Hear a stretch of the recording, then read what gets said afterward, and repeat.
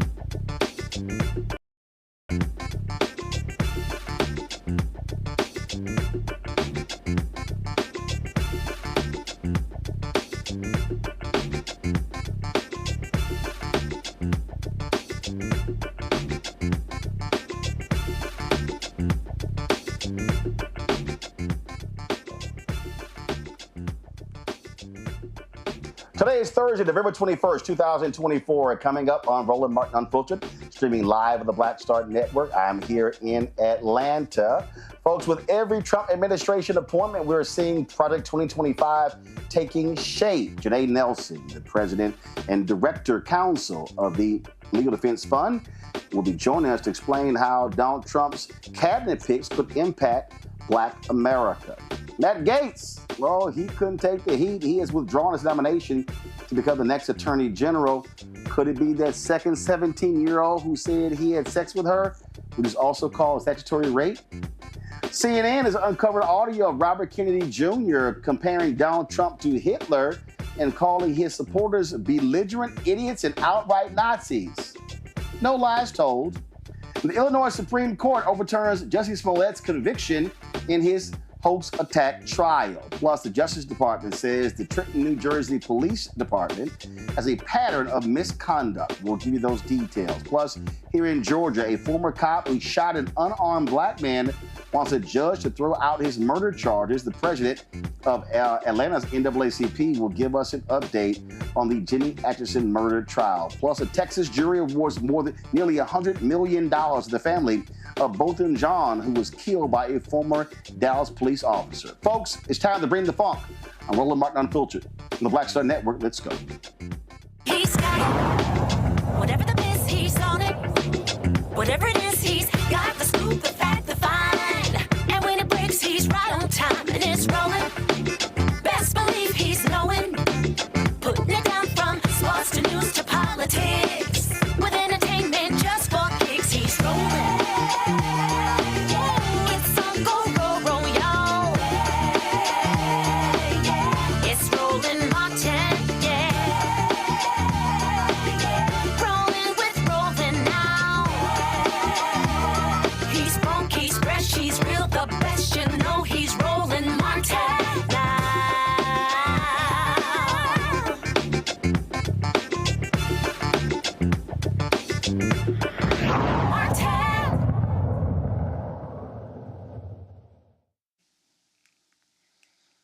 All right, folks, we talked about Project 2025 and exactly what it means, and it is going to have a devastating impact on Black America.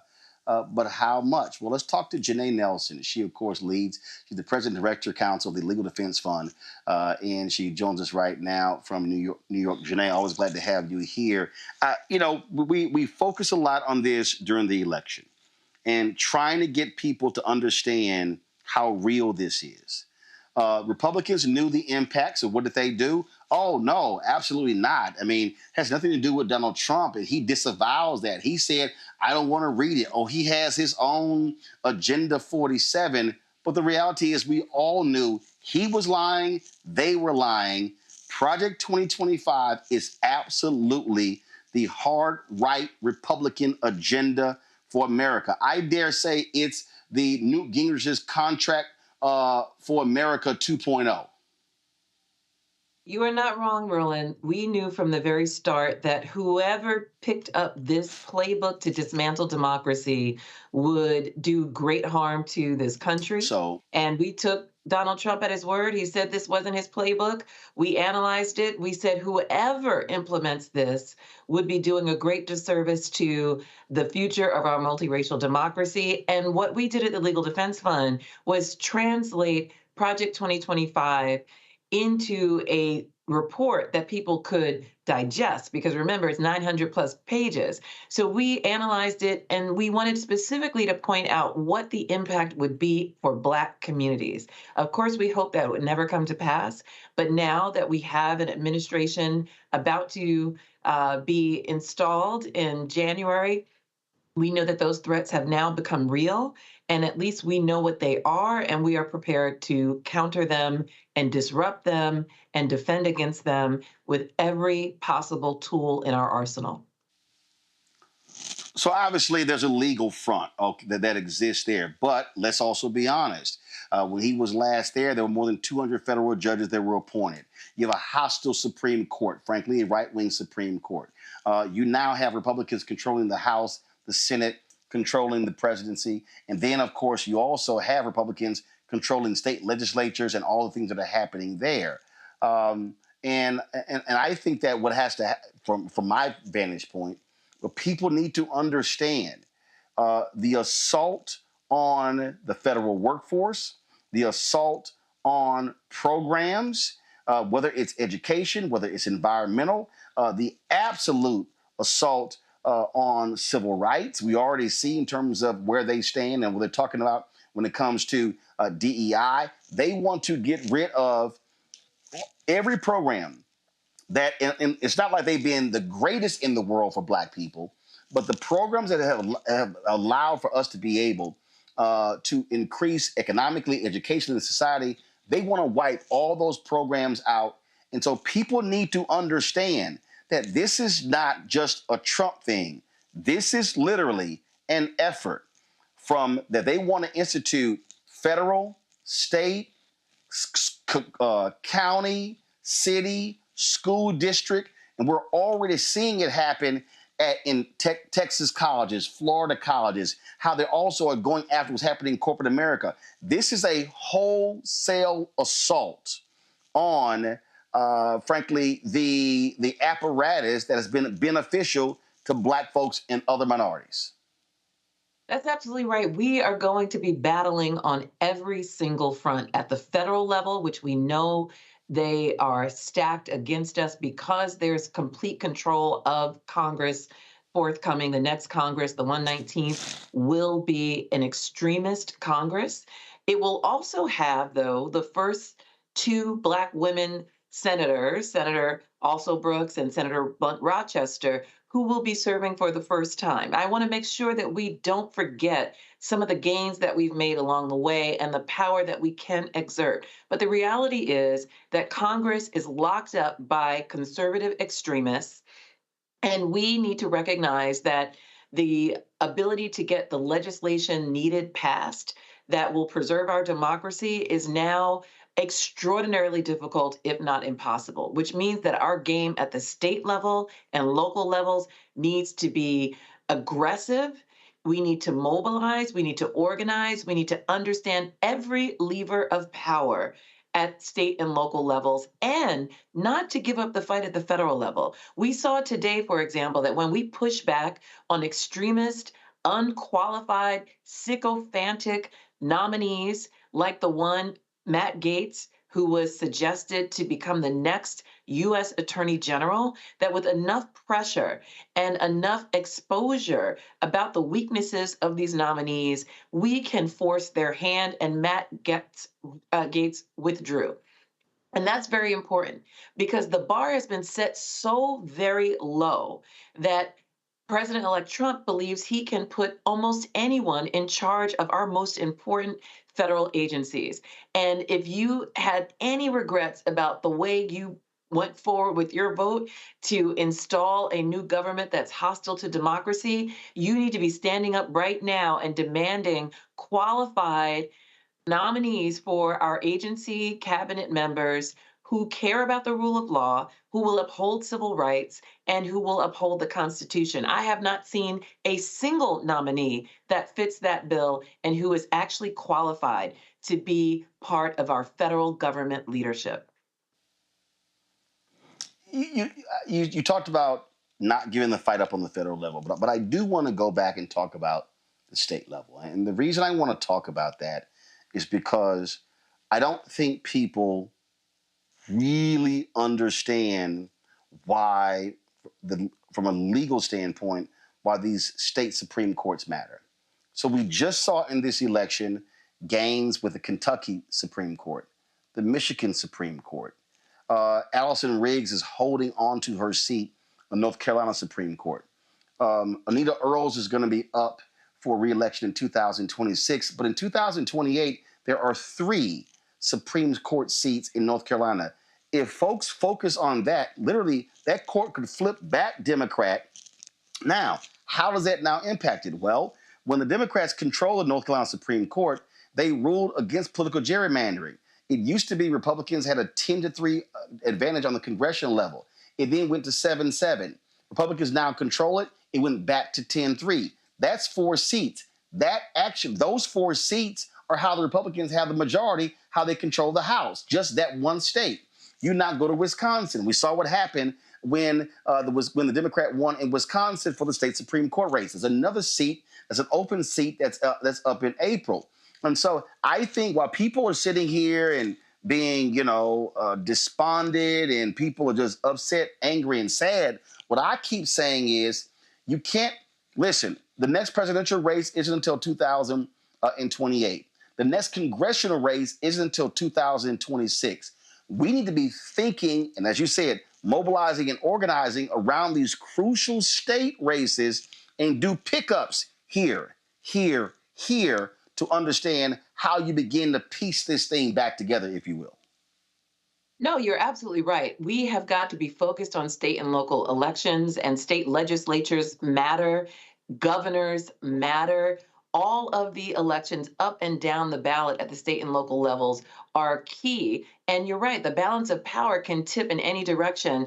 For our purposes at the Legal Defense Fund, we are not partisan, so we are not focused on which party has control. What we care about is Black voters having control of their destiny. And so we want to maximize political power for Black voters, primarily across the South and across the country, when they have an opportunity to build and amass political power, either through mobilizing and organizing or through changing the lines to make them fairer, as we did at the congressional level in the state of Alabama, where we secured a second Black opportunity district 2 years ago in the Supreme Court. And I'm so delighted to say that Black voters in Alabama voted in that congressional district, and they elected a candidate of their choice, Shamari Figures.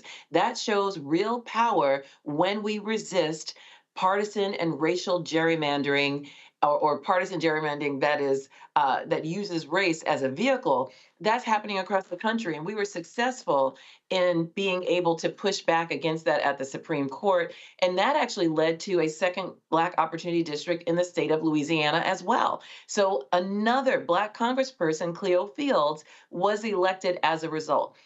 And now I've been talking about the congressional level, but as you point out, state legislative districts matter as much. They matter as much. And in fact, sometimes they can affect laws that impact our day-to-day life in ways that we feel more acutely than even the people in Congress or even who's president.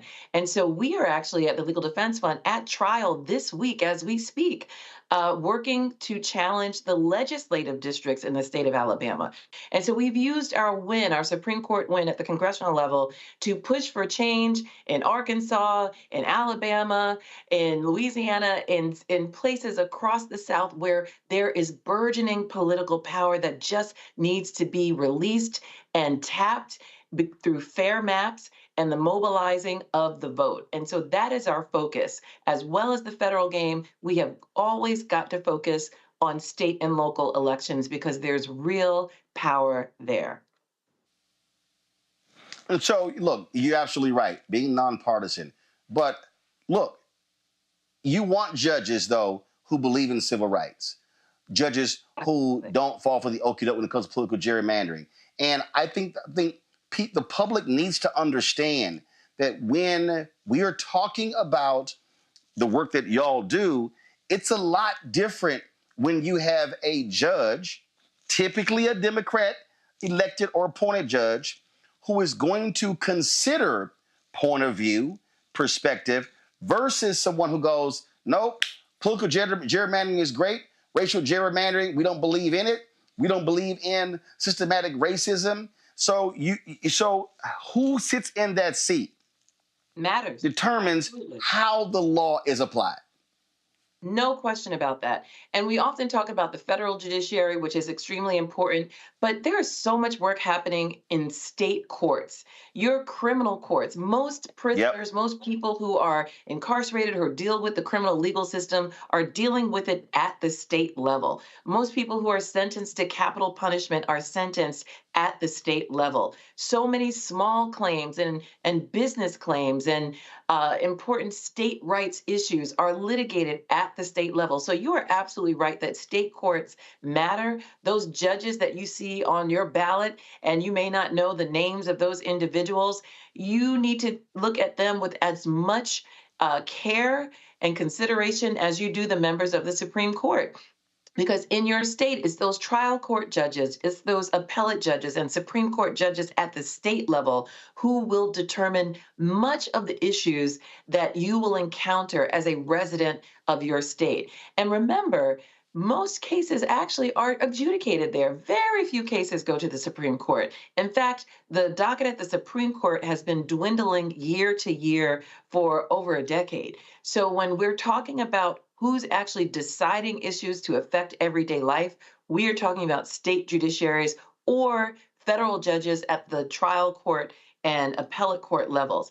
And that's another reason why we're focused not only on state judiciaries, but we are focused on the federal government. And we want to make sure that in the time we have left with the Biden administration, that we do not leave vacancies on the federal court, that we move forward the 23 pending nominees with as much swiftness as possible. We're very alarmed at the idea that there may be deals struck to suggest that we're going to give up any of those positions. We have no room to cede any bit of power in this moment because we need to preserve our democracy in order to advance and protect Black communities. That is the mandate. And anyone who stands in the way of that needs to be called to account. You made this point earlier, and I go back to in terms of this war that we're in, 2009. Which when I really began to focus on which is my book, White Fear, How the Browning of America is Making White Folks Lose Their Minds. I said we are the beginning stages of white minority resistance, and we're actually seeing that. We're seeing these election results, and I kept saying in speeches all across the country, folks, prepare yourself. We are about to be engaged in a 50-year war. And people were kind of like, yeah, okay, well, I hear. I'm like, no, I don't think you understand. But that was 2009. That was 15 years ago. We're now 15 years in, and we are in a war. We are in a battle. Biden kept talking about, fighting for the soul of America. We are in a battle against people who literally want to repeal the legislative and civil rights gains of the past 60 years. That is their absolute focus. The Federalist Society, when you look at a lot of these right-wing conservative think tanks, they have hated civil rights advances, legal advances, which is why they are so focused on these federal judicial appointments, because it was the federal courts, Brown 1, Brown 2, that really, not the Supreme Court, the lower courts, especially that Fifth Circuit, that really defined, the reading and the understanding of Brown versus Board of Education. And so our folks cannot, I just keep saying, we cannot tread lightly here and play games, because there is a well-funded adversary, Leonard Leo and these folks, who want to destroy all of the work of Thurgood Marshall and the LDF and the Lawyers Committee and all of these civil rights groups. That is their aim. Yeah, there's no question about that. And Roland, I want to go back to something you said earlier. This year, we are celebrating the 70th anniversary of Brown versus Board of Education, which should remind everyone that it has only been a mere 3 generations that we have come out of the separate but equal doctrine, meaning state-sponsored segregation, Jim Crow, subjugation of Black people by state, local, and federal governments. That means in the lifetime of many people living, we were in an apartheid state. And as you said, we are now at war about the future of our democracy and whether we're going to retrogress or advance this multiracial democracy to fulfill its promise. And we cannot be in any way discouraged from that pursuit because certain things were not perfect or fulfilled. We know that the promise of Brown has not yet been fulfilled, but we don't want to go back to separate but equal. Not at all. We have work to do to perfect the promise of Brown. And like you said, DEI may not have been a perfect tool to give us the true equity, reparations, remediation that we deserve, but it was an important way of creating a pipeline to leadership, ensuring that we had an expansive view of merit, and to make sure that there was more of a level playing field on which to compete for opportunity and education and advancement.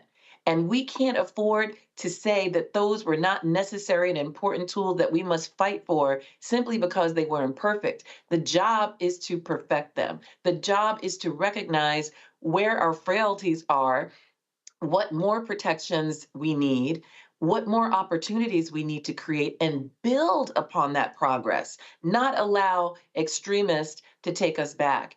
And I want to commend to you, if you haven't seen it yet, some very powerful testimony from Representative Summer Lee that I saw earlier today, where she dissected the fear that you talk about, the fear of playing on a level playing field with people who have been historically marginalized, denied. Yeah, we ran it yesterday.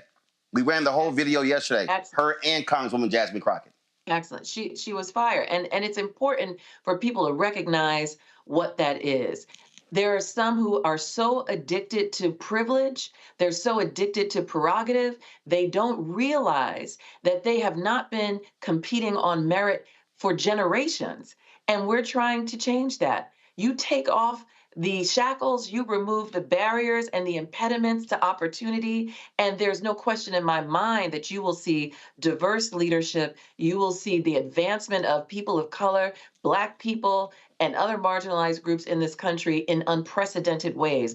All we need is the opportunity to do it. And what we're seeing right now is a fear, and therefore there's a denial of the ability to continue this progress, but we're not going to let that happen. We're going to continue to push back at every possible level and using every possible lever. All right, Janai Nelson of the LDF. We appreciate it. Thanks a lot. Thank you, Roland. Folks, going to go to break. We come back. We'll talk to our panel and lots more to discuss right here on Roland Martin Unfiltered on the Black Star Network. Hatred on the streets, a horrific scene, a white nationalist rally that descended into deadly violence. White people are losing their damn minds. As an angry pro-Trump mob storms the U.S. Capitol, we've seen We're about to see the rise of what I call white minority resistance. We have seen white folks in this country who simply cannot tolerate Black folks voting. I think what we're seeing is the inevitable result of violent denial. This is part of American history. Every time that people of color have made progress, whether real or symbolic, there has been what Carol Anderson at Emory University calls white rage as a backlash. This is the rise of the Proud Boys and the Boogaloo Boys. America, there's going to be more of this. Here's all the Proud Boys, guys. This country is getting increasingly racist in its behaviors and its attitudes because of the fear of white people. The fear that they're taking our jobs, they're taking our resources, they're taking our women. This is white fear.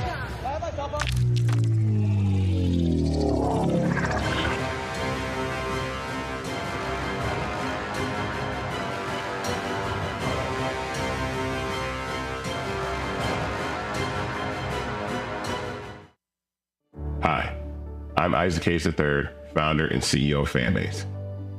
Fanbase is a free-to-download, free-to-use, next-generation social media platform that allows anyone to have followers and subscribers on the same page. Fanbase was built through investment dollars from equity crowdfunding from the Jobs Act. People just like you helped build Fanbase, and we're looking for more people to help build Fanbase. We are currently raising $17 million in a Regulation A crowdfund on Start Engine. We've already crossed $2.1 million, but we're looking to raise more capital from people just like you that deserve the opportunity to invest in early-stage startups without having to be accredited investors. So right now, I'd like you to go to startengine.com/fanbase and invest. The minimum to invest is $399. That gets you 60 shares of stock in Fanbase right now, today. And then use Fanbase to connect with friends, grow your audience, and be you without limits.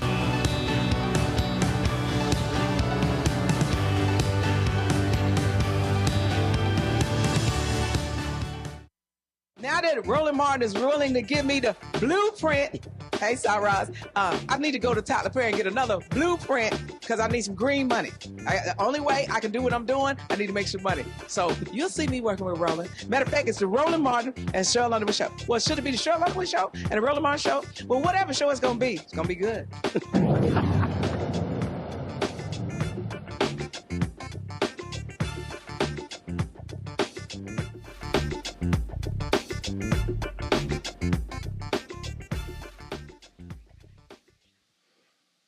All right, folks, our panel, Derek Jackson. He is a state representative here in Georgia, joining us from Atlanta. Long Victoria Burke with Black Virginia News out of Arlington, Virginia, and Joy Chaney, founder of Joy Strategies out of D.C. Glad to have all three of you here.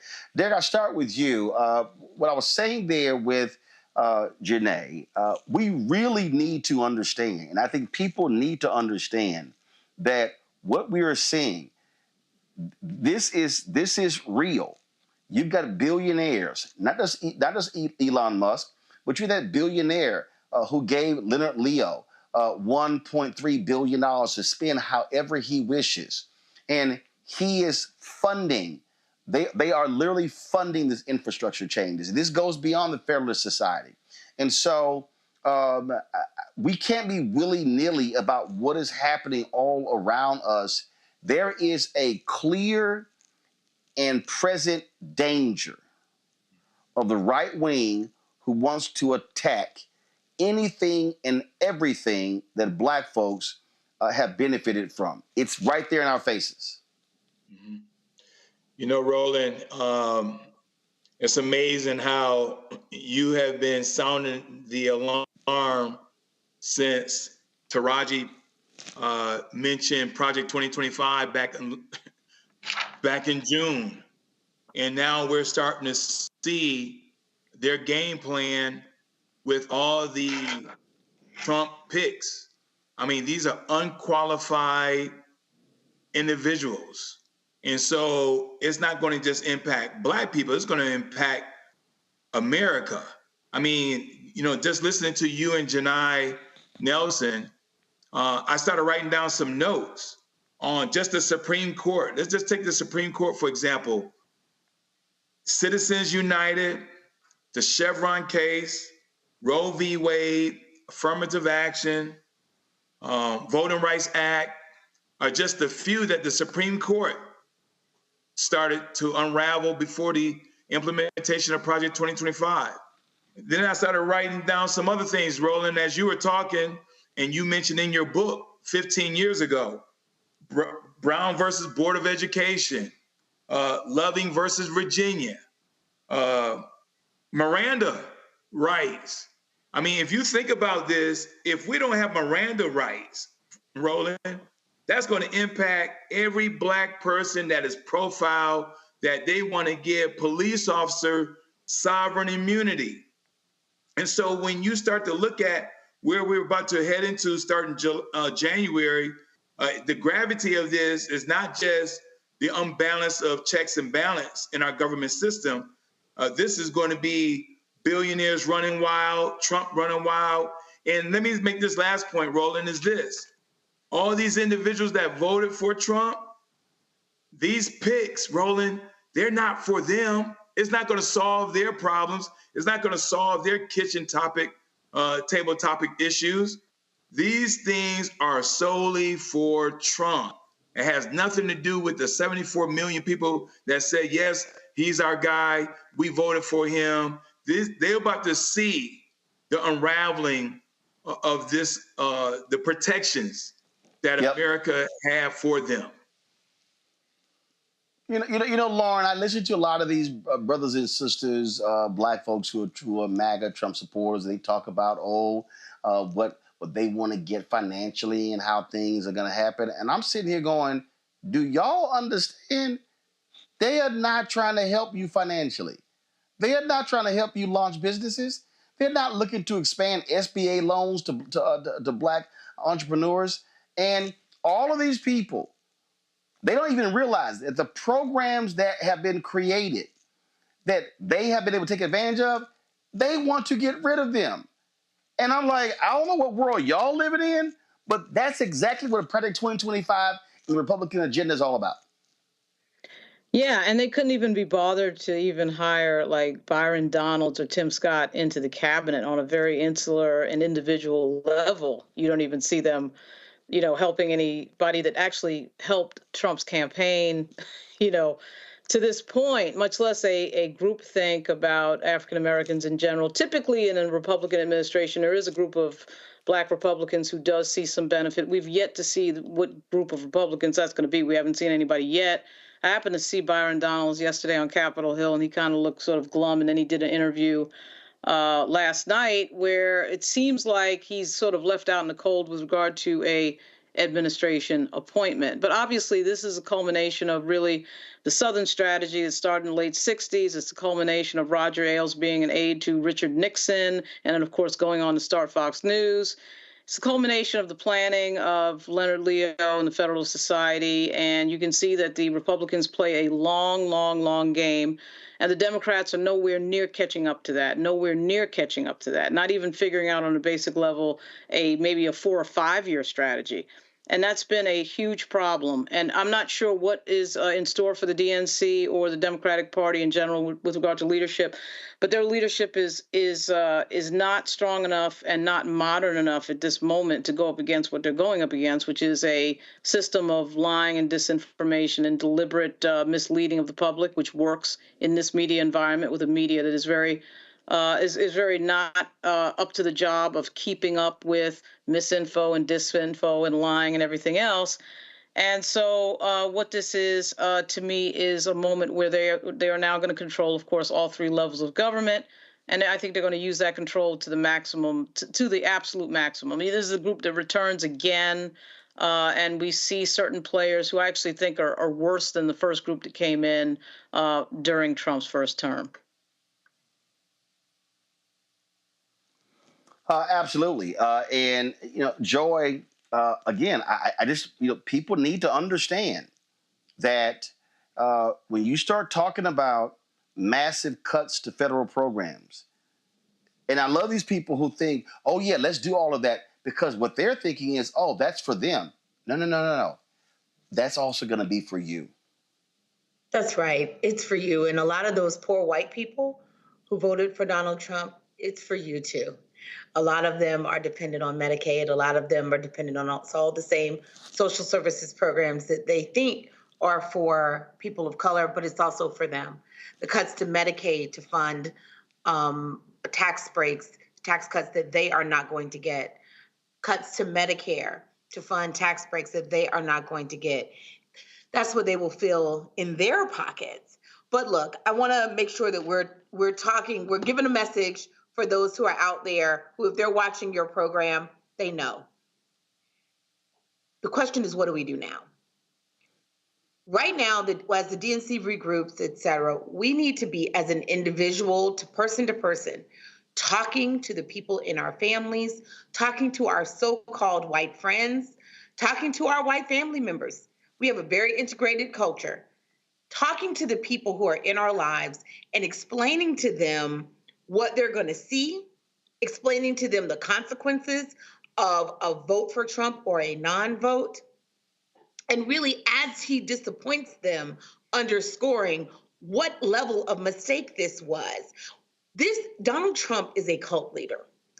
Part of that is there too. There is no logic here, and I think we keep trying to understand it with logical terms, but the fact of the matter is he is a cult leader that is feeding white supremacy, a feeling of anger that the world isn't what it was promised. And therefore, they're taken in by him. This is classic. We understand this. We need to be talking to our own people and trying to deprogram them through loving communication and direct communication. And I know that's not always what we do here, but I hope I'm talking to everyone in my life who may be on the fence. When people come talk to me about transgender people and stuff like that and distractions, I correct them lovingly and I walk them through it. because that's the work that we got to be doing in the next couple of years. Yep. All right, folks, hold tight 1 second. We come back. I'm going to play for you. We played yesterday Congresswoman Summer Lee, Congresswoman Jasmine Crockett, when they went off on these Republicans who say, oh, they are oppressed because they're white men. Well, Congresswoman Ayanna Pressley, she also weighed in. I'm going to have that for you next, right here on Roland Martin Unfiltered on the Black Star Network. Don't forget, support the work that we do, folks. The show that we do, nobody else is doing. There's nobody else in Black-owned media that does what we do with this show 5 days a week, 2 hours a day, plus the other shows that we have on the Black Star Network. Your support is critical. If you want to give via Cash App, use this QR code from Stripe. I told you Cash App got rid of all of our business accounts. They changed their rules. But if you still want to donate via Cash App, use the QR code Stripe. And then everybody who gives during the show via all the platforms, I'm going to give them a shout out live on the show. And so go ahead and do that. Don't forget, send your check and money order, P.O. Box 57196, Washington, D.C., 20037-0196. PayPal, R. Martin Unfiltered. Venmo is RM Unfiltered. Zelle, Roland at RolandSMartin.com, Roland at RolandMartinUnfiltered.com. We'll be right back. Pull up a chair, take your seat. The Black Tape with me, Dr. Greg Carr, here on the Black Star Network. Every week, we'll take a deeper dive into the world we're living in. Join the conversation only on the Black Star Network. Hi, I'm Dr. Jackie Hood Martin, and I have a question for you. Ever feel as if your life is teetering and the weight and pressure of the world is consistently on your shoulders? Well, let me tell you, living a balanced life isn't easy. Join me each Tuesday on Black Star Network for A Balanced Life with Dr. Jackie. We'll laugh together, cry together, pull ourselves together, and cheer each other on. So join me for new shows each Tuesday on Black Star Network, A Balanced Life with Dr. Jackie.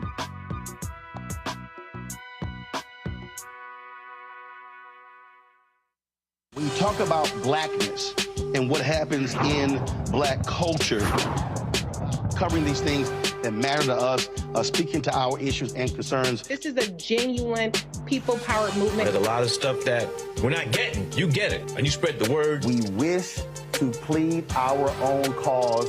Too long have others spoken for us. We cannot tell our own story if we can't pay for it. This is about covering us. Invest in Black-owned media. Your dollars matter. We don't have to keep asking them to cover our stuff. So please support us in what we do, folks. We want to hit 2,000 people, $50 this month, raise $100,000. We're behind 100,000, so we want to hit that. Y'all money makes this possible. Checks and money orders go to P.O. Box 57196, Washington, D.C., 20037-0196. PayPal is R. Martin Unfiltered. Venmo is RM Unfiltered. Zelle is Roland at RolandSMartin.com.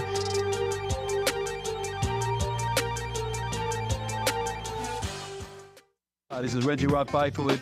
You're watching Roland Martin Unfiltered, uncut, unplugged, and undamn believable. You hear me?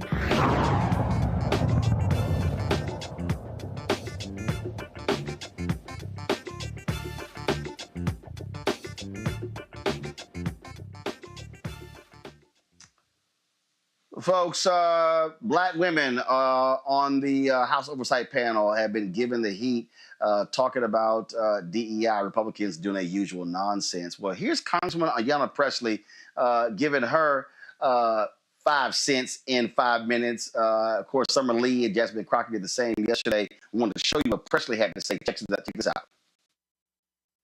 This bill titled the Dismantling DEI Act is an utter disgrace. Having sat and read the text in preparation for today's markup, I have yet another example to tell my constituents about the unserious work of the Republican Party. Now, I'll work with anyone serious about progress who wants to center the people who call this country home. This isn't it. The Committee on Oversight has the broadest jurisdiction in the entire House of Representatives to investigate any topic it chooses, but we are debating legislation that denies the sky is blue, water is wet, and racism is real. The major provision of the bill says to ban anything that acknowledges racism. And a few pages later in the exact same bill, there are multiple provisions discussing the presence of racism. This Republican approach is as predictable as it is nonsensical. On one hand, they're saying that racism does not exist. On the other hand, they are saying there is rampant reverse racism. Well, how do you reverse something that never existed in the first place? Riddle me that.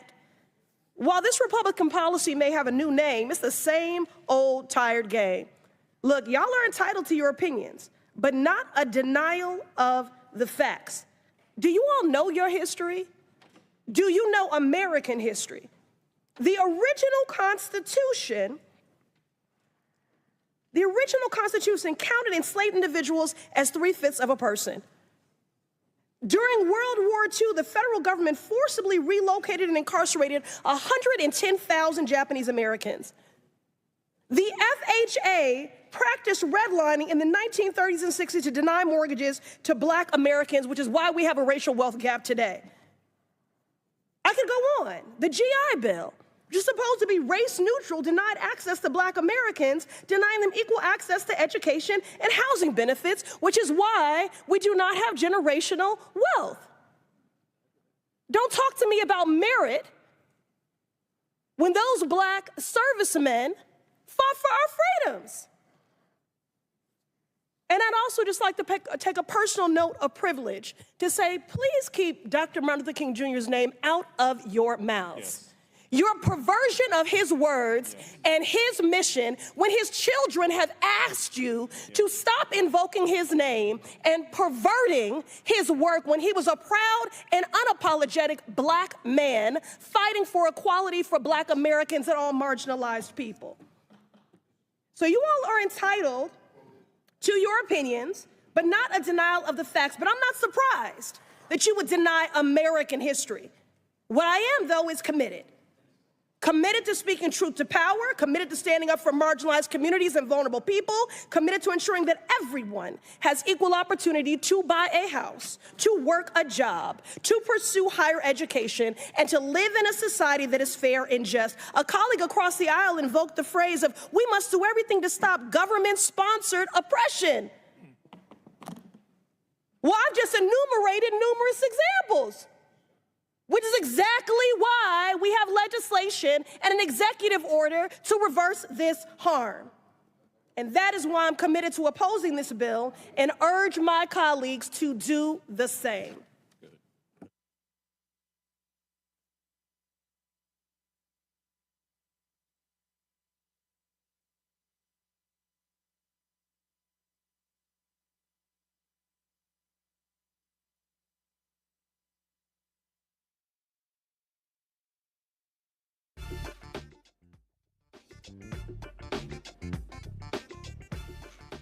All right, folks, that was Congresswoman Ayanna Pressley.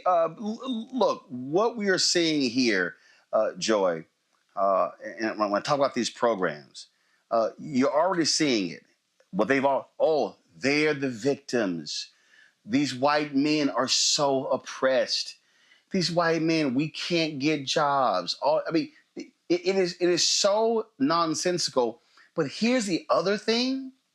The people who are so pathetic, which is one of the reasons why Vice President Kamala Harris is not president, white women.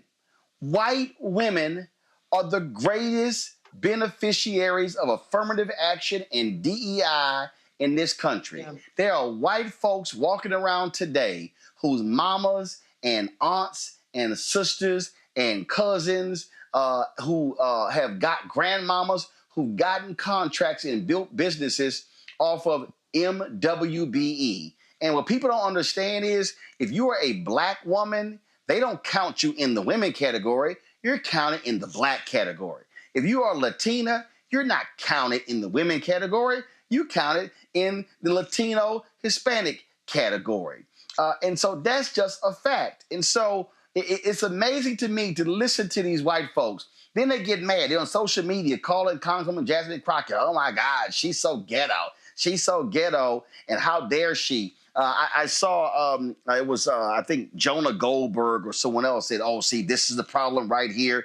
This is why Democrats lost. You know, people like this." And maybe it wasn't someone else, but they were complaining about it. And I'm sitting there going, "Oh, so y'all mad that Black folk are calling y'all out on your sheer stupidity?" That's literally what's going on. Yeah, I mean, what we love about Crockett, what we love about Congresswoman Presley is they're telling the truth.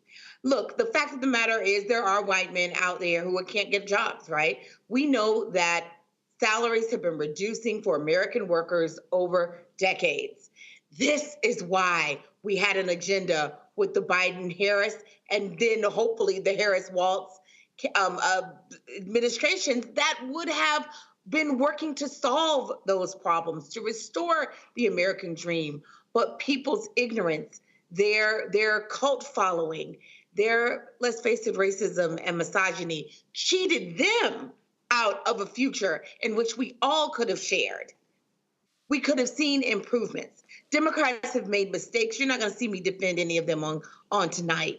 But the fact of the matter is the American people backed the wrong horse. These folks do not care about them. And I don't want to make it just about African Americans because the fact of the matter is a lot of white people and a lot of women, white women, benefit from these programs. But that's not the narrative we have told. And oftentimes we've made... Hold on, Joy. Let's be real. Joy. Hold on, Joy. No, Joy. We got to be real factual. We got to be factual. Not a lot of white women. When it comes to any MWBE program, the group that has the largest share is the women category, and that category should be WW for white women. You show me construction, you show me any city and state, I'm going to show you where women are getting the most contracts, and that's white women. So when they talk about DEI, DEI ain't nothing but yesterday's global diversity officer. And before that, it was, again, affirmative action programs. DEI ain't nothing but the grandson, the granddaughter of affirmative action. And white women have benefited from DEI. White women in corporate America. White women in law firms. White women in the medical field, in the dental field. And when it comes to these attacks, these white women are silent. Worse, they're not just silent, they're actually voting with the other side. I wish they were silent. It's worse than that. I think that for many of them, they've cast their lots with white men.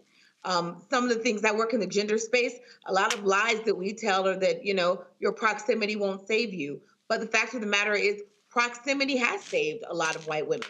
So they got the saving of the rest of us who fought for equity programs, right? Got them to where they're almost 50% of the workforce, and some workforces even higher than that.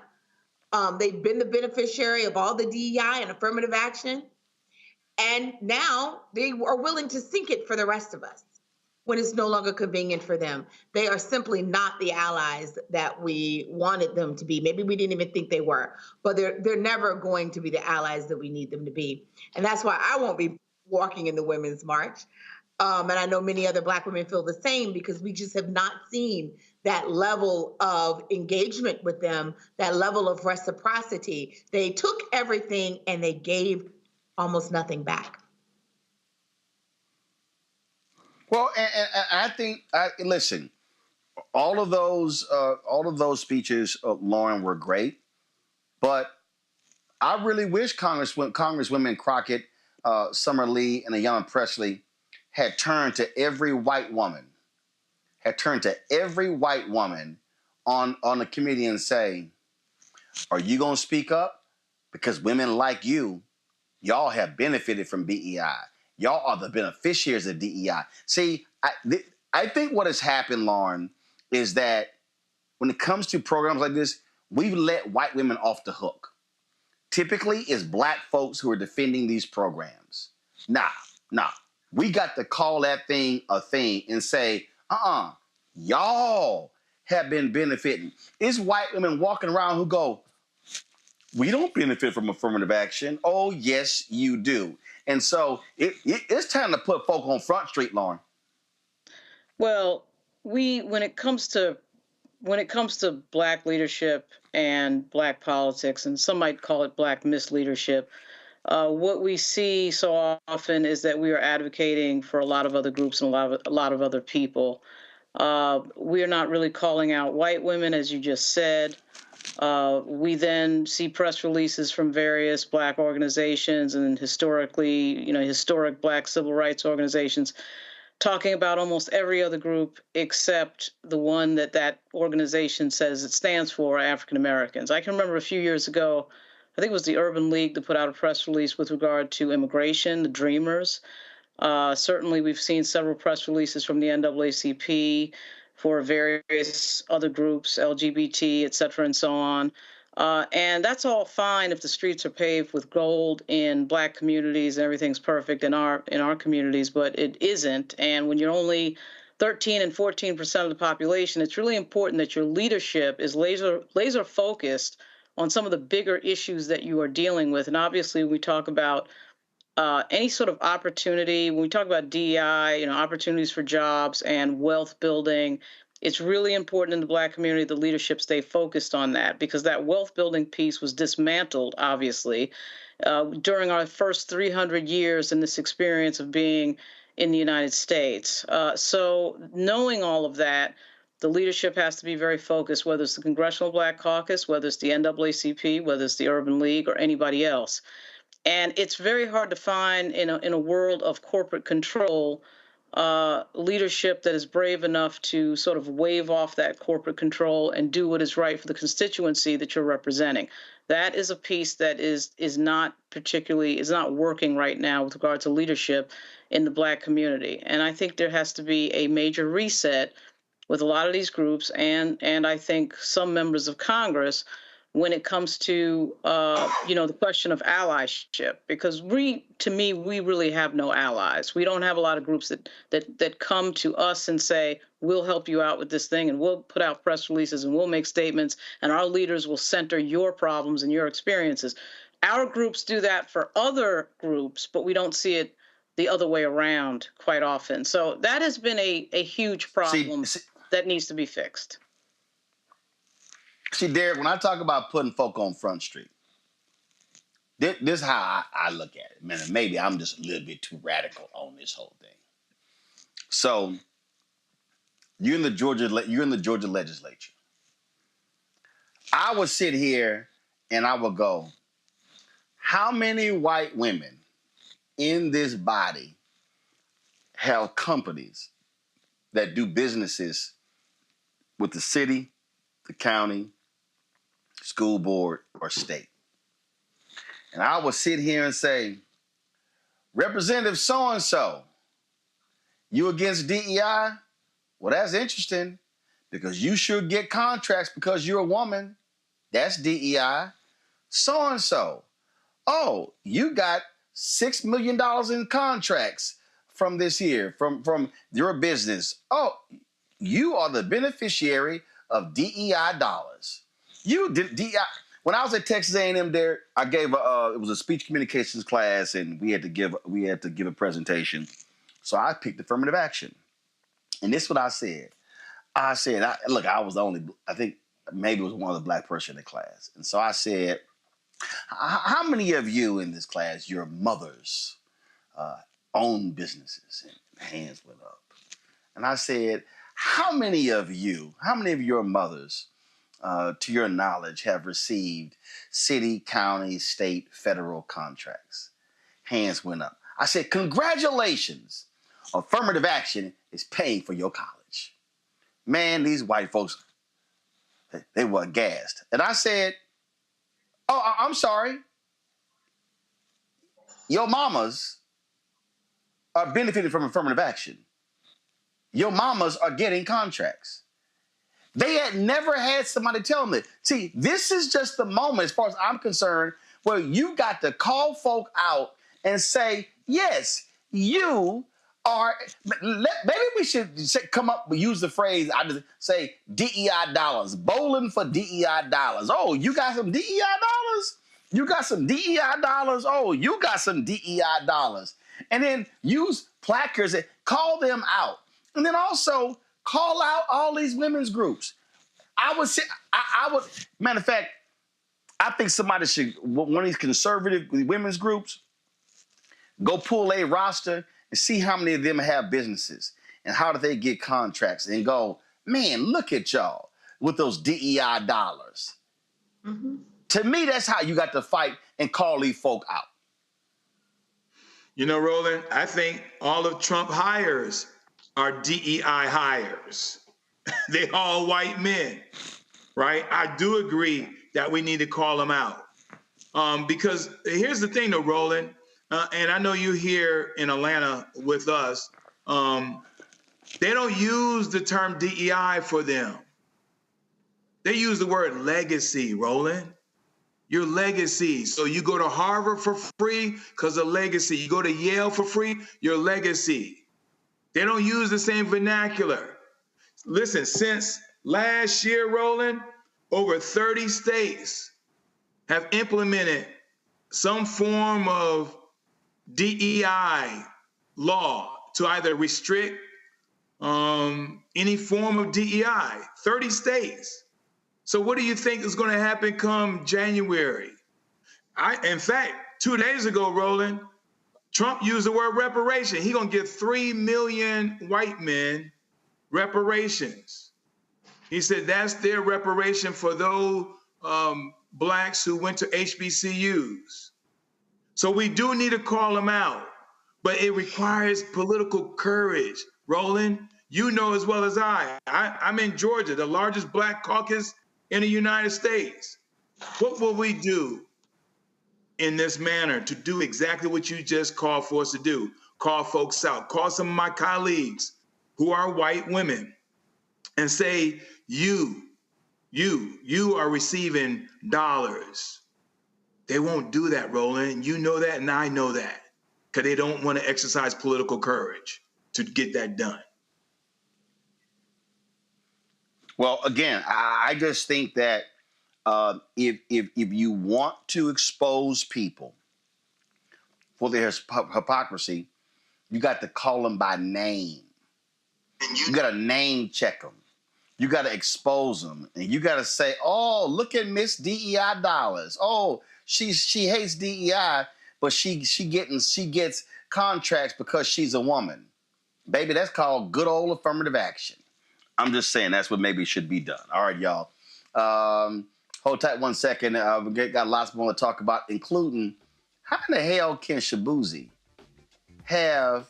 break records for the #1 Billboard song 18 weeks, yet when they have the Country Music Awards, he gets totally shut out. Wasn't just Beyonce. What do they have in common? I wonder. You're watching Roland Martin Unfiltered on the Black Star Network. When you talk about blackness and what happens in black culture, covering these things that matter to us, speaking to our issues and concerns. This is a genuine people-powered movement. There's a lot of stuff that we're not getting. You get it, and you spread the word. We wish to plead our own cause. Too long have others spoken for us. We cannot tell our own story if we can't pay for it. This is about covering us. Invest in black-owned media. Your dollars matter. We don't have to keep asking them to cover our stuff. So please support us in what we do, folks. We want to hit 2,000 people, $50 this month, raise $100,000. We're behind 100,000, so we want to hit that. Y'all money makes this possible. Checks and money orders go to P.O. Box 57196, Washington, D.C. 20037-0196. PayPal is R Martin Unfiltered. Venmo is RM Unfiltered. Zelle is Roland at RolandSMartin.com.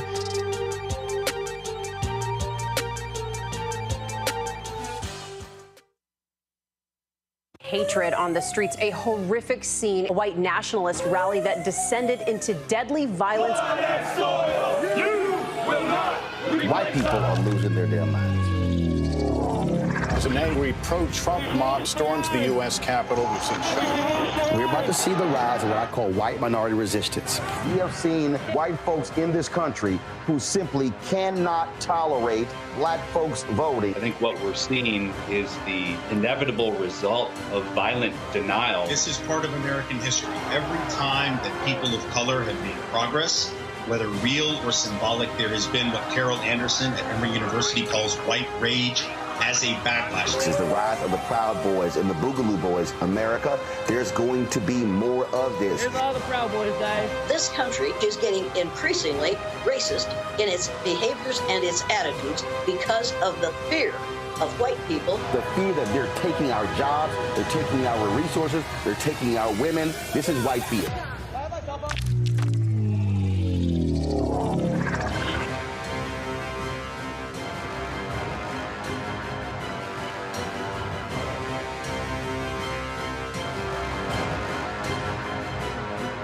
Hey, this is Motown recording artist Kim. You are watching Roland Martin Unfiltered. That boy, he always unfiltered, though. I ain't never known him to be filtered. Is there another way to experience Roland Martin than to be unfiltered? Of course he's unfiltered. Would you expect anything less? Watch what happens next.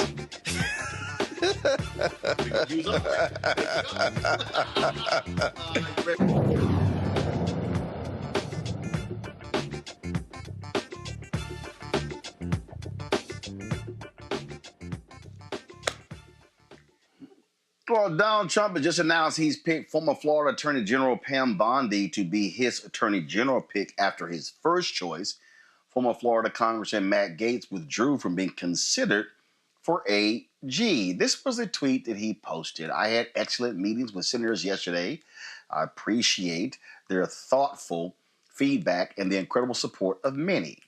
While the momentum was strong, it is clear that my confirmation was unfairly becoming a distraction to the critical work of the Trump-Vance transition. There's no time to waste on a needlessly protracted Washington scuffle. Thus, I'll be withdrawing my name from consideration to serve as Attorney General. Well, guess what? I ain't got to read the rest of that crap, y'all. But here's actually what happened. CNN called Gaetz and said, hey, we are aware that a second 17-year-old girl said you had sex with her. Well, because that 17-year-old girl is underage, that's called statutory rape. Democrats wanted the House Ethics Committee to release their report detailing its investigation into Gaetz, but Republicans blocked it. And they were saying it shouldn't release. Speaker Mike Johnson shouldn't be released. But then you had Republicans saying in the Senate saying, no, the report's going to come out. Don't you find it a little ironic, Lauren? 45 minutes after CNN placed that call and said that was a second 17-year-old who said not only did he have sex, that he also engaged in a threesome with that 17-year-old, that Gaetz was like, yeah, I need to go back home. Obviously, it wasn't a coincidence that that phone call came in from CNN, and then, of course, Gaetz withdraws his nomination.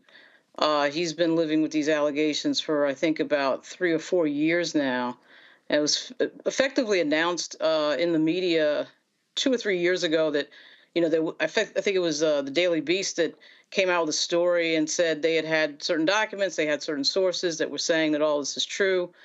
Yet here we are 3 years later with no charges and allegedly, I guess, an investigation at DOJ by one of my least favorite members of the Biden administration, Merrick Garland. Merrick Garland is an absolute disaster.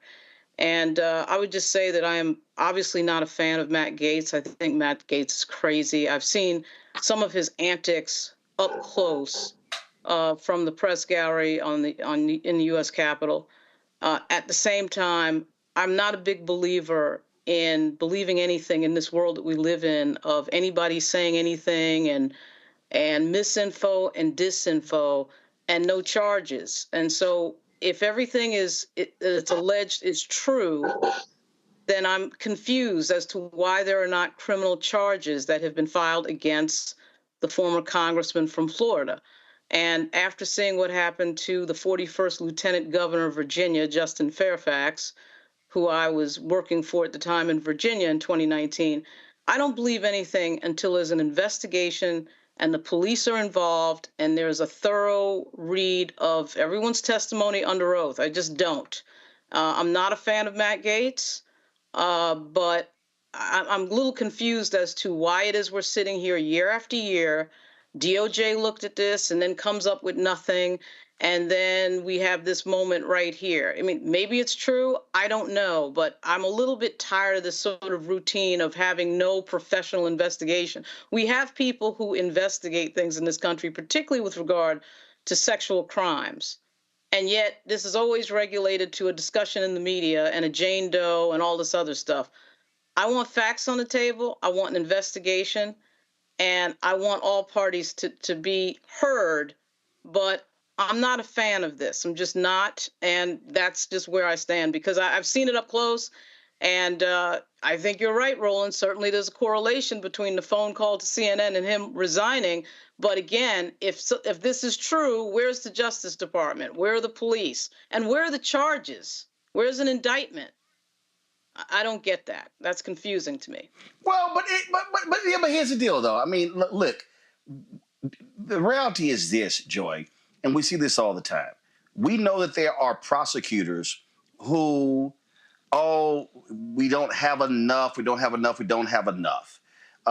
We know even on for the feds, it's like if they don't have a guaranteed win, they're not going to charge. But there were other people who were buddies of Matt Gaetz, who did plead guilty. We also know how they protect members of Congress. And here's the other deal. This is real simple. If there was no smoke here, why did Republicans fight so hard not to have it released? See, that's the real deal here. See, what these folks are doing is they know exactly what's going on, and they have their moral, righteous indignation.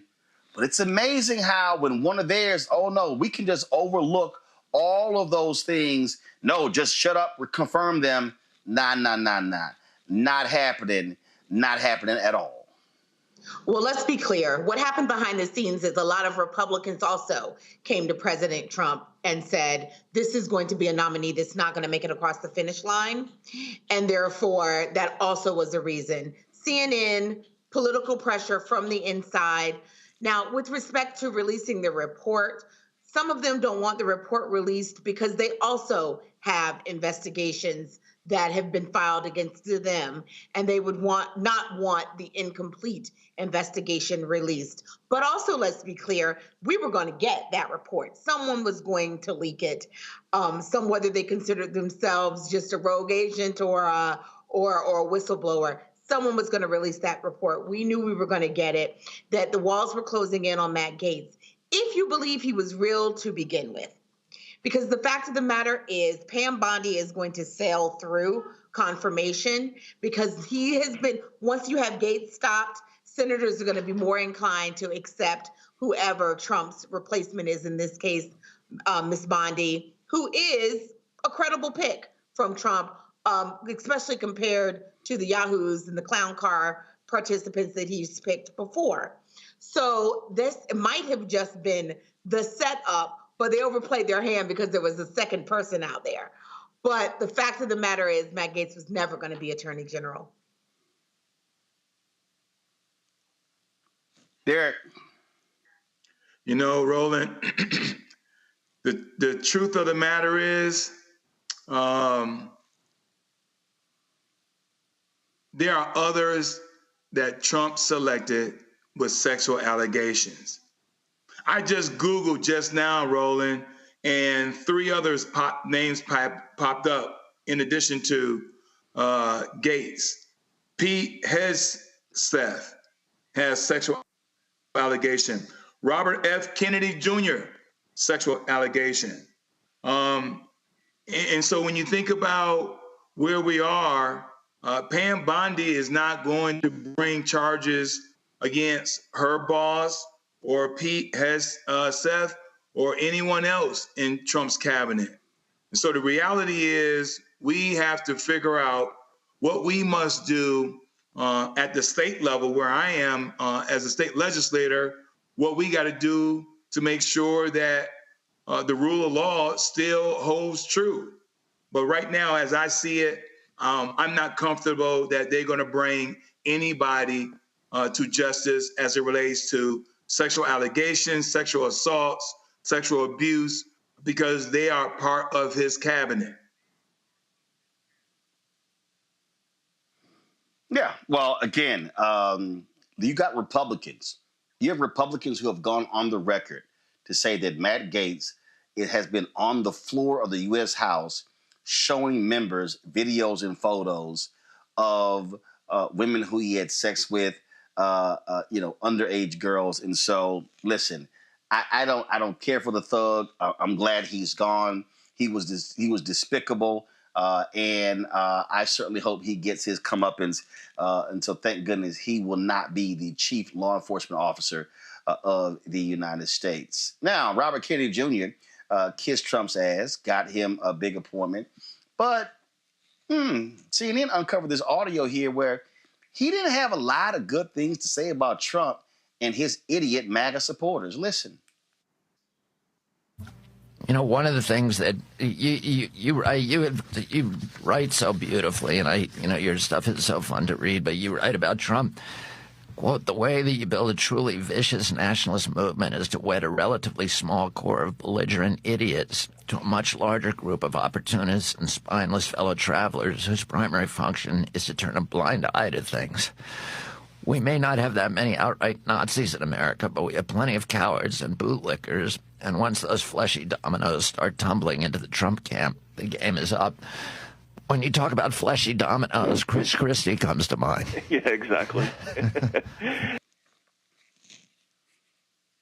Oh, so Derek, they just love themselves some RFK Jr. now. Trump nominated him the Secretary of Health and Human Services, but they lost their minds when Hillary called them deplorables. That sounded a lot more vicious than what Hillary had to say.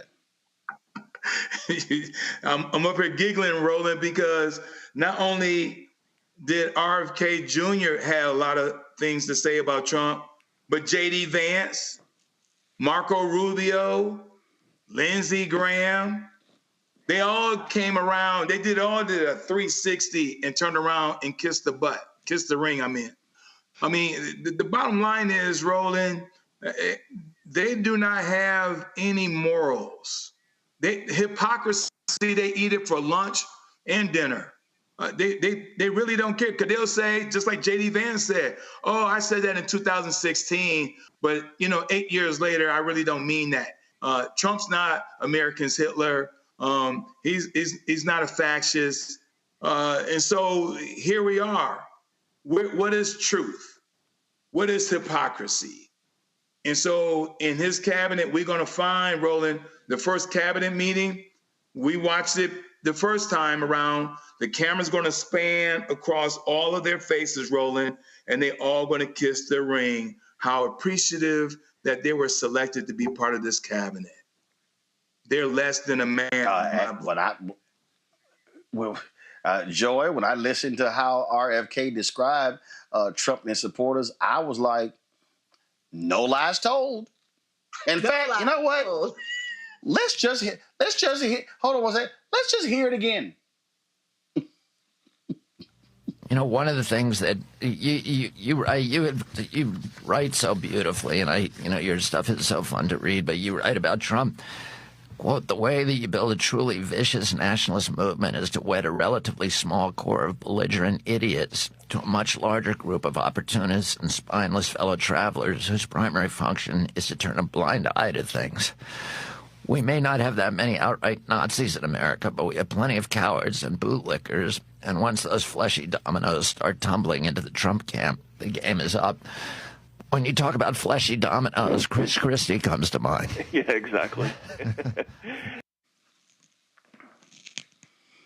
Whoa, belligerent idiots and bootlickers.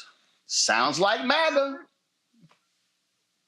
Yes, bootlickers, cowards. I love it. Frankly, look, I'm thrilled to see it, because I think that after Matt Gaetz, RFK is the next person that they're going to pick off, although Trump might do it himself, because everything that he said rings absolutely true. The worm in his brain is working.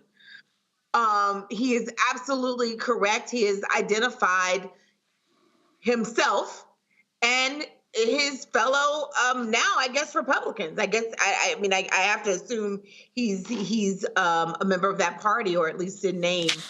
Now, the real problem with RFK is that we're taking a person who has extremist healthcare views, dangerous healthcare views that have led to the death of people, and we're trying to say he's over HHS.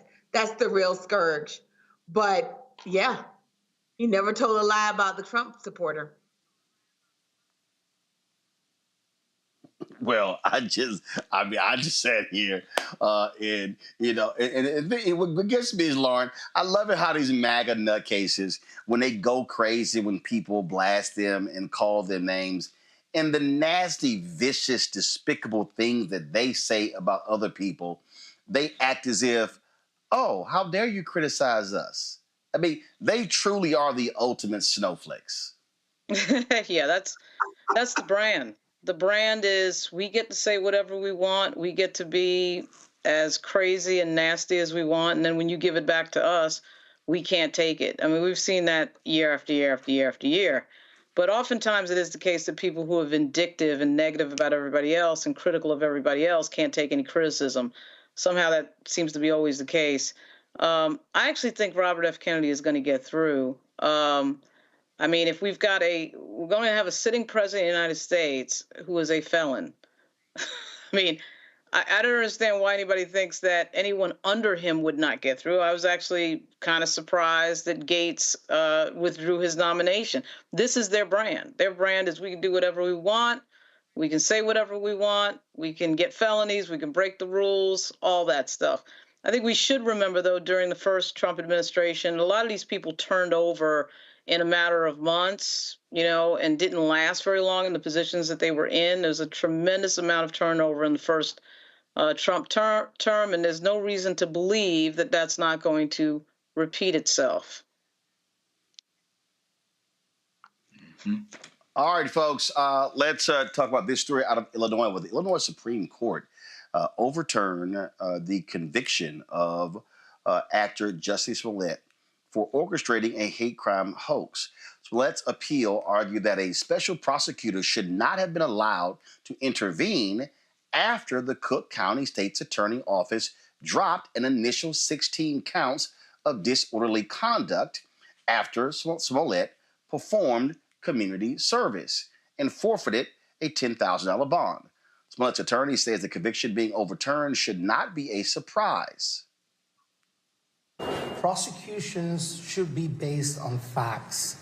Prosecutions should not be based on vindictiveness. This was a vindictive persecution, not a prosecution. Let's not make any mistake about that. The Supreme Court was clear. The rule of law and due process have to remain the fundamental process for which the American jurisprudence is run. It is not run by public opinion. Now, we face a big challenge, defense attorneys all around the country, especially in the age of social media, where there's a mass dissemination of information that are not facts in evidence. And the big challenge is holding the line for the rule of law. And that's what exactly this court did, and we're very happy with the decision today. We're very pleased, but it was expected. We shouldn't be surprised. This is the law of the land in this particular state and all around America. 2021, a jury convicted Smollett of 5 counts of disorderly conduct for his 2019 claims of being a victim of a racist and homophobic attack. Smollett was sentenced to 150 days in jail, but was released after only 6 days. Here's a thing right here, Joy, that I think is just really important. That what his attorney says is rule of law. The fact of the matter is this here. There were people in Chicago, Rahm Emanuel, the Chicago superintendent, who later, of course, was kicked to the curb when he was found sleeping behind the wheel of his car. They were pissed off and angry with what Kim Foxx did as the state's attorney.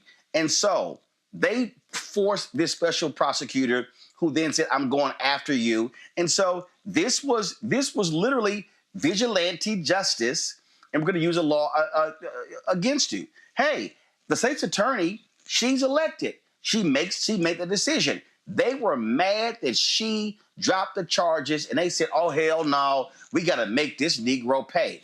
It doesn't matter if you think he did it or not.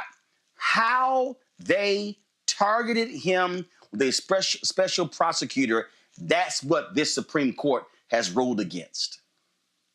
That's correct. I mean, these, look, when we're talking about the law, public opinion really has absolutely nothing to do with it.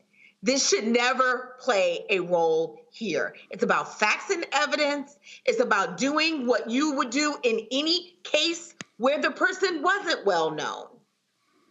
Because when you violate that, one, it can be later overturned. We've seen several high-profile overturnings, including Bill Cosby. It also seems to suggest that, look, when it comes to, we brought up Merrick Garland before, when it comes to restraint, it feels like restraint is only reserved for white people. Because when it comes to Black people, people are eager to make an example out of us, to listen to the mob, the lynch mob, if you will. That's what happened here.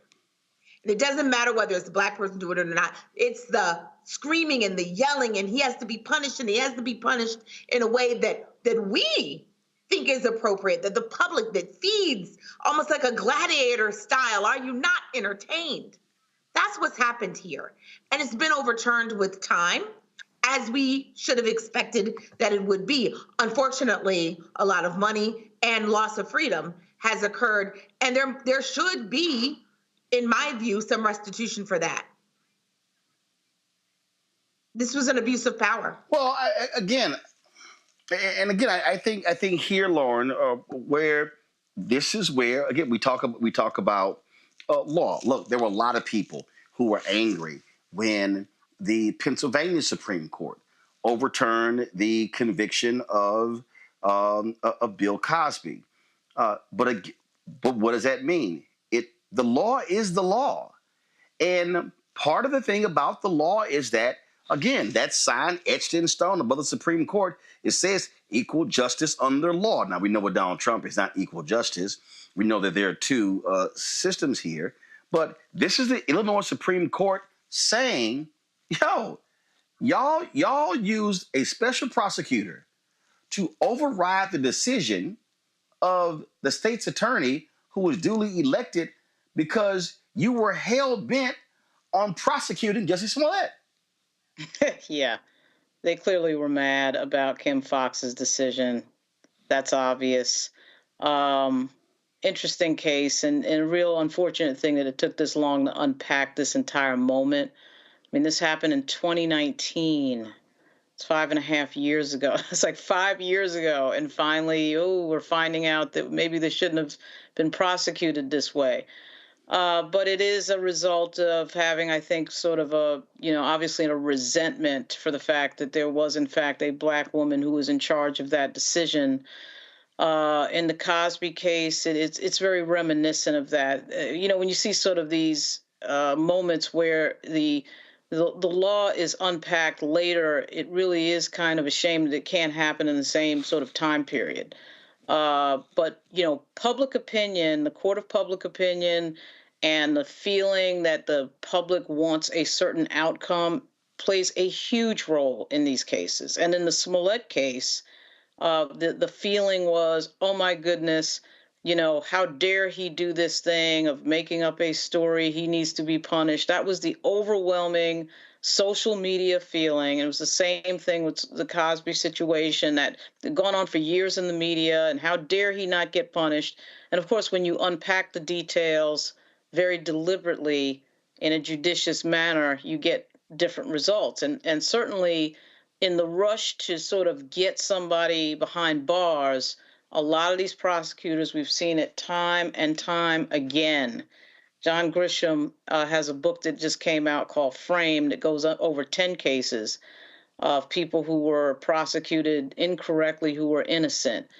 And of course, the entire Innocence Project, situation, gives us example after example of certain situations like this. I do think it is interesting that his attorney got up and, of course, because that's not what this moment was about. Of course, the attorney did not mouth the words that Mr. Smollett did not make up a story. But this moment, not, as you said, Roland, really isn't about that question. It is the question about whether or not this justice was merited out correctly. But it really was them trying to reverse the decision of a Black female prosecutor. Yeah. Here's what's crazy, Derek. Is Derek there? Do we have Derek back? Yeah, I'm here. Okay. Derek, here's what's crazy. There was a plea deal. He pleads.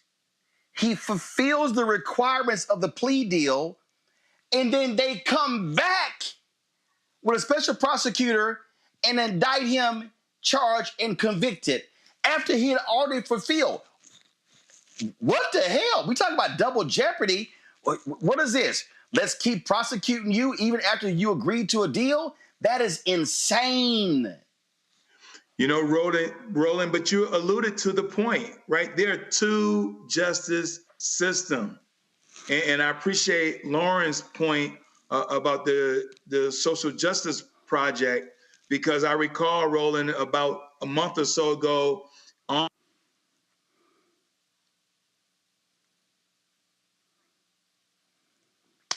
right, folks. Derek, his signal is frozen, so we're going to get that together. Let's do this here. Let's go to a break. We want to get his comments there, but his signal froze. We come back. We're going to talk about a case out of Atlanta, and we'll be chatting with the president of the Georgia State NAACP about this case of this officer who wants his indictment thrown out. You're watching Roland Martin Unfiltered on the Black Star Network. Support the work that we do. Of course, if you want to give via Cash App, of course, use this QR code to use the Stripe to give via Cash App. So that's it right here. Send your check and money order to P.O. Box 57196, Washington, D.C. 20037-0196. PayPal is R Martin Unfiltered. Venmo is RM Unfiltered. Zelle, Roland at RolandSMartin.com. Roland at RolandMartinUnfiltered.com. Hi, I'm Isaac Hayes III, founder and CEO of Fanbase. Fanbase is a free-to-download, free-to-use, next-generation social media platform that allows anyone to have followers and subscribers on the same page. Fanbase was built through investment dollars from equity crowdfunding from the Jobs Act. People just like you help build Fanbase, and we're looking for more people to help build Fanbase. We are currently raising $17 million in a Regulation A crowdfund on Start Engine. We've already crossed $2.1 million, but we're looking to raise more capital from people just like you that deserve the opportunity to invest in early-stage startups without having to be accredited investors. So right now, I'd like you to go to startengine.com/fanbase and invest. The minimum to invest is $399. That gets you 60 shares of stock in Fanbase right now, today. And then use Fanbase to connect with friends, grow your audience, and be you without limits.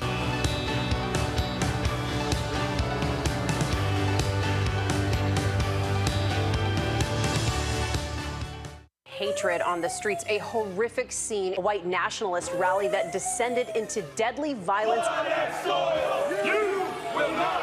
White people are losing their damn minds. As an angry pro-Trump mob storms the U.S. Capitol, we've seen We're about to see the rise of what I call white minority resistance. We have seen white folks in this country who simply cannot tolerate black folks voting. I think what we're seeing is the inevitable result of violent denial. This is part of American history. Every time that people of color have made progress, whether real or symbolic, there has been what Carol Anderson at Emory University calls white rage as a backlash. This is the rise of the Proud Boys and the Boogaloo Boys. America, there's going to be more of this. Here's all the Proud Boys, Dave. This country is getting increasingly racist in its behaviors and its attitudes because of the fear of white people. The fear that they're taking our jobs, they're taking our resources, they're taking our women. This is white fear.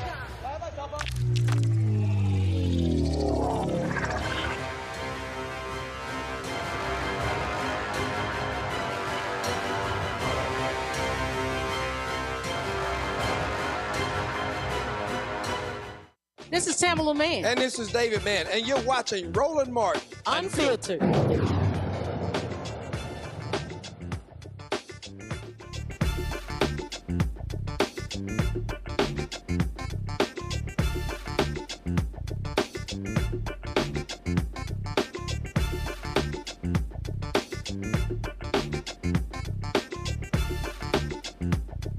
Martin!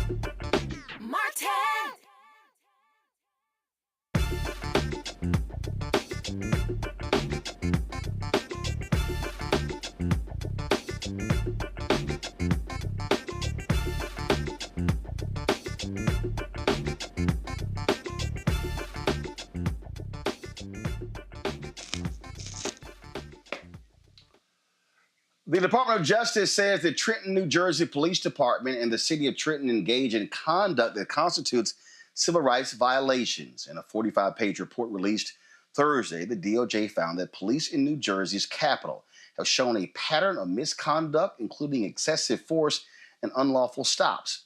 The report documents arrests without a legal basis, officers escalating situations with aggression and unnecessary use of pepper spray. This comes after a years-long investigation into the Trenton Police Department after an officer shot and paralyzed a young black man who attempted to drive away when officers didn't tell them why they stopped him. The Justice Department found the police department's practices violate the Fourth Amendment. The report makes over 24 recommendations for remedial action in using force, stops, searches and arrests, accountability, policies, training, as well as supervision. Folks, in Georgia family, they're waiting for a federal judge to make a decision regarding self-defense for the cop who killed an unarmed black man. A grand jury indicted now retired Atlanta police officer Sung Kim with felony murder, involuntary manslaughter, and violation of oath by public officer in connection with the shooting death of 21-year-old Janai Nelson. This took place in January 2019. Joining us right now is Gerald Griggs.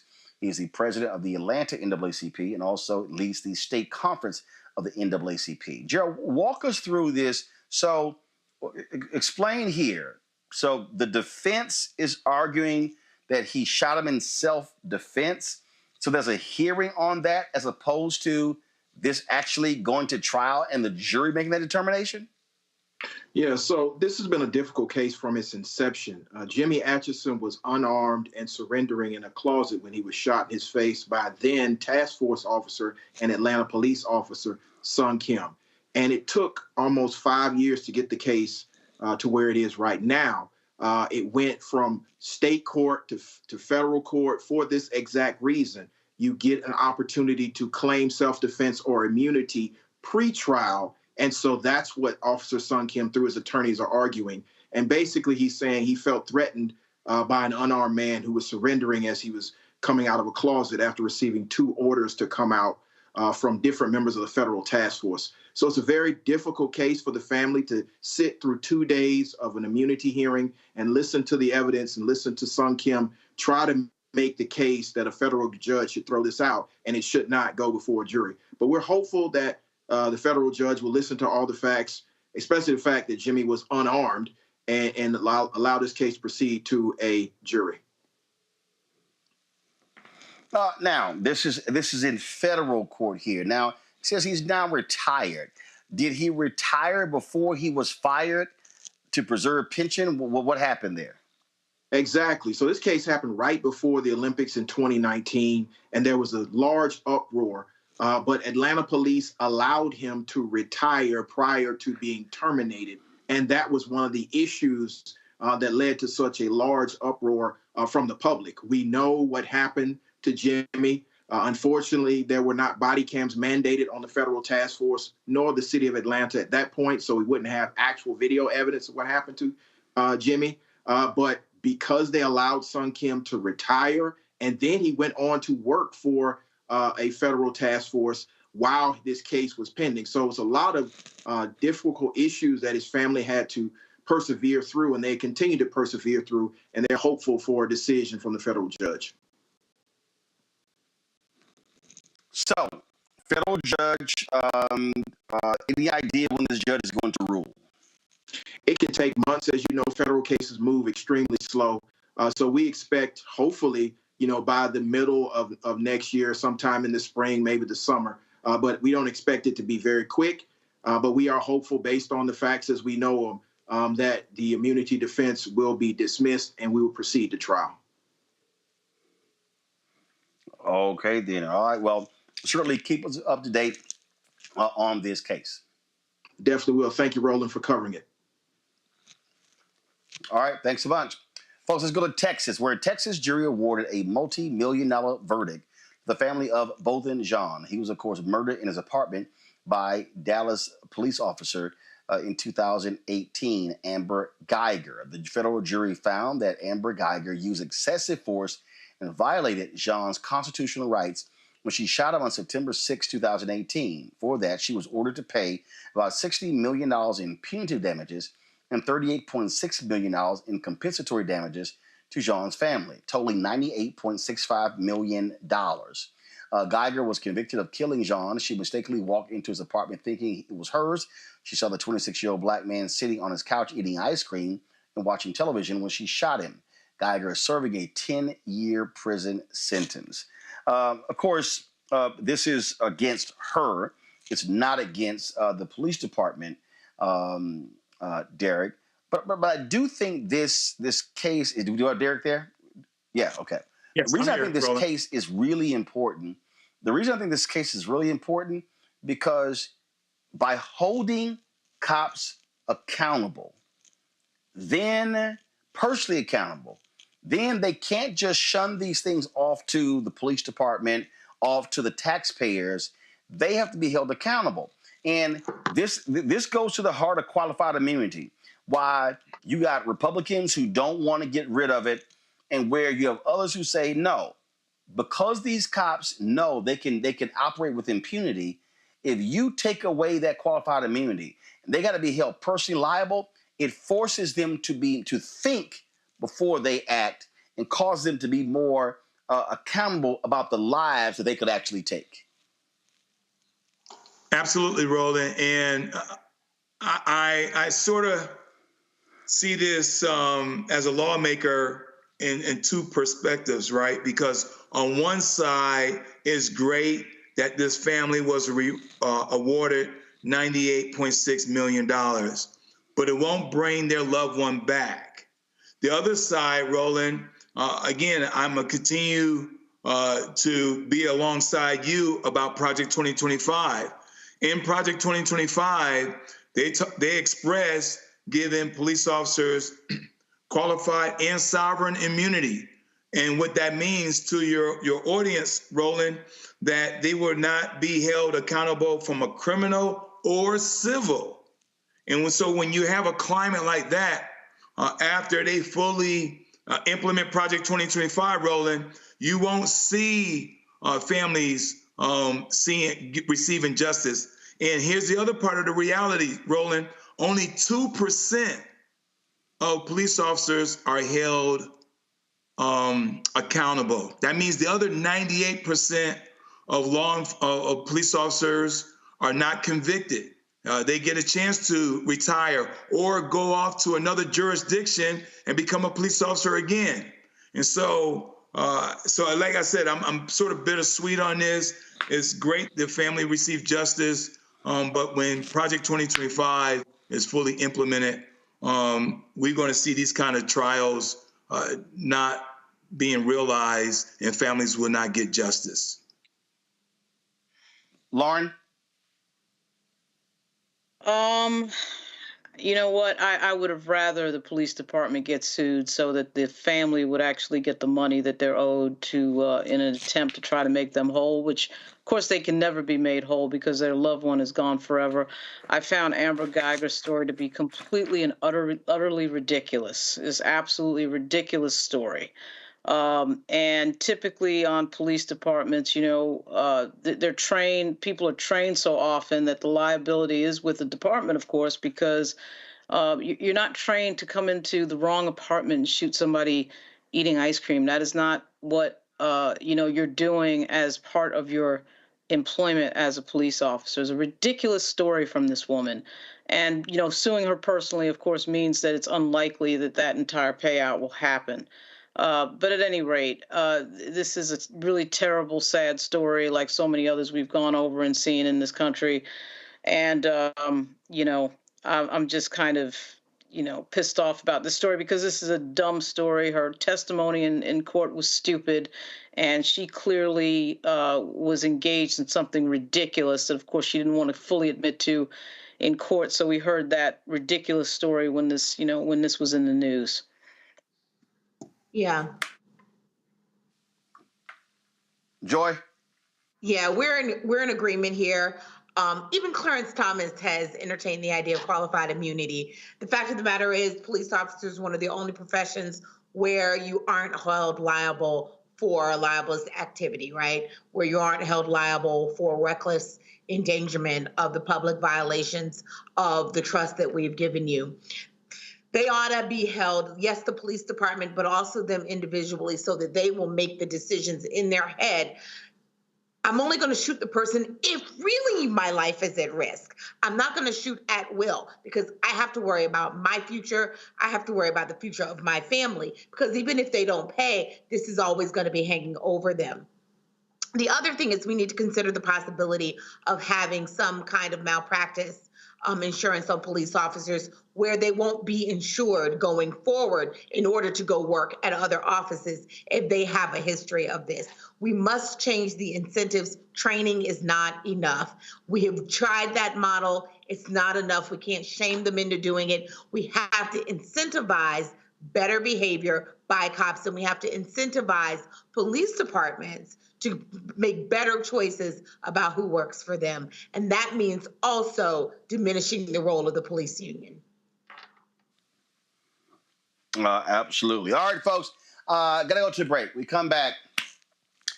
Country Music Awards. How in the hell can you be the breakout star of the year, Shabuzi, and you just get completely shut out of all the top awards?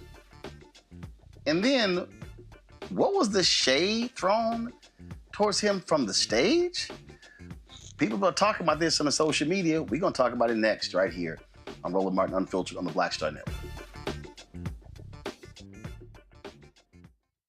Hi, I'm Dr. Jackie Hood Martin, and I have a question for you. Ever feel as if your life is teetering and the weight and pressure of the world is consistently on your shoulders? Well, let me tell you, living a balanced life isn't easy. Join me each Tuesday on Black Star Network for A Balanced Life with Dr. Jackie.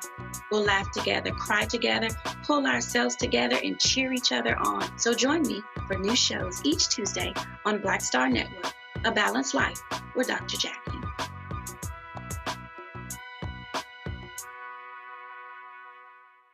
Pull up a chair, take your seat. The Black Tape with me, Dr. Greg Carr, here on the Black Star Network. Every week, we'll take a deeper dive into the world we're living in. Join the conversation only on the Black Star Network. When you talk about blackness and what happens in black culture, covering these things that matter to us, speaking to our issues and concerns. This is a genuine people-powered movement. There's a lot of stuff that we're not getting. You get it, and you spread the word. We wish to plead our own cause. Too long have others spoken for us. We cannot tell our own story if we can't pay for it. This is about covering us. Invest in black-owned media. Your dollars matter. We don't have to keep asking them to cover our stuff. So please support us in what we do, folks. We want to hit 2,000 people, $50 this month, raise $100,000. We're behind $100,000, so we want to hit that. Your money makes this possible. Check some money orders. Go to P.O. Box 57196, Washington, D.C. 20037-0196. PayPal is R Martin Unfiltered. Venmo is RM Unfiltered. Zelle is Roland at RolandSMartin.com.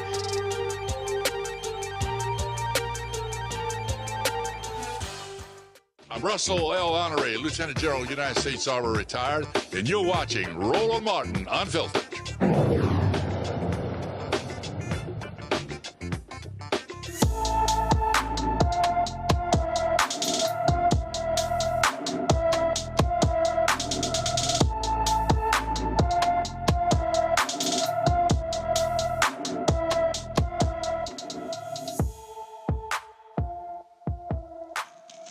All right, folks, Camilla Valentine has been missing from her Woodland Hills, California home since January 28th. The 17-year-old is 5 feet 8 inches tall, weighs 136 pounds, with black hair and brown eyes. Anyone with information about Camilla Valentine should call the Los Angeles Police Department at 877-275-5273, 275-5273. All right, folks, last night, the Country Music Awards took place, and Shabuzi, Black country music star, he was nominated for got the biggest song of the year. He was nominated for New Artist of the Year. He was also nominated so he was nominated for New Artist of the Year, Single of the Year, but he came up empty. Now, his was interesting. This guy named Trent Wilmot, who was the producer for Cody Johnson. Cody Johnson won Album of the Year. This is literally what dude says on the stage last night. It takes an army of people to make a great record, but I got to tell you, this is for this cowboy who's been kicking Shabuzi for a lot of years, y'all, Cody Johnson. Well, Shabuzi did not take kindly to that. He posted this photo on Instagram and Twitter as well, making it perfectly clear how he felt, like nobody is kicking me around. This is a guy who has broken the record he's had for 18 non-consecutive weeks, has been number one on the Billboard's Hot 100, okay? He's 1 week away from setting a new record, okay? He performed in the ceremony as well. And it was, of course, again, he's a huge breakout star. Of course, there were a lot of people who were highly critical of the CMAs because Beyonce, of course, big hit, and she got no CMA nominations as well. You also might remember when she performed during the CMAs. When she performed, she actually, huge ratings, but a lot of those racist folks did not like the fact that she performed, and they were ripping her online. They took that video down and eventually put it back up. It's got to be insane, Joy, to have a record-breaking year where you come on the scene and you take it by storm, and you have the hottest record, and you don't even win New Artist of the Year. Who the hell? I mean, look, this is racism in America. They have decided that we are not going to take country music again by storm, even though they came from us, right? That's why we have country music, is because of Black people, right? So they're not going to have it. They're not going to allow it. And they're going to diminish our artists. But the truth is, and they know it too, they can't diminish our artists because their own viewers are listening to our artists. And they're crossover, and they're taking the country music by storm. There is nothing they can do about it. The only thing they can do is try to deny them some award, frankly, some silly award that at this point is continuing to make itself less and less relevant because it doesn't reflect what is obviously happening here. It also means that we're going to have to diversify who's making a decision about who wins what awards and who doesn't win the awards. None of this is a surprise. Shabuzi, Beyonce, they're not grieving. They're just fine. I love that big smile he had. The song is a bar song, Tipsy. And again, the caption of that photo, go ahead and show it again. He said, "Ain't nobody kicking me." And to me, that was the appropriate response, Lauren. And guess what? You may not bring home the awards, but hey, when you racking up the dough, you rack up the money, and there's no doubt that he is indeed a major star. He's also up for 5 Grammy Awards. And so let's see what happens at the Grammys. Yeah, the Country Music Association is made up of, 6,000 people. which is a relatively small amount of people when we talk about the metrics of music, when you can sell into the millions.